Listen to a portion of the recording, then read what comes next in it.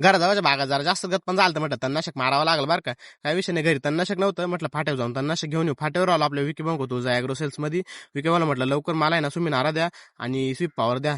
विकी भाऊला बोलायला काही वेळ नव्हता कारण कस्टमर्स खूप चालू होते, कारण सगळ्याच्या बाग छाटण्या चालू आहे त्याच्यामुळे गर्दी होती. काही विषय नाही, औषध घरी नेऊन दिले. आपल्याला कारखान्यावर जायचं होतं, कारखान्यावर थोडं काम होतं.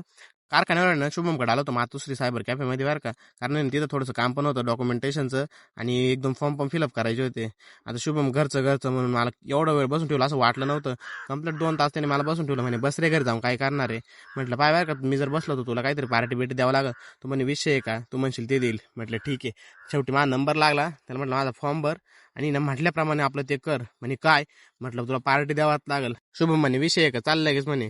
लगेच गेलो बाहेर तिकडे पप्पू दादाच्या हॉटेलवर. तिथं नाश्ता बिष्टा केला. नंतर लास्टला म्हटलं काहीतरी स्वीट पाहिजे, त्याने आईस्क्रीम का घातली. म्हटलं तुझं चालू दे काम, मी निघतो. इकडे कारखान्यावर आलो. पुष्पक दादाला कधी भेटलो नाही, असं होईल का, त्याला भेटलो.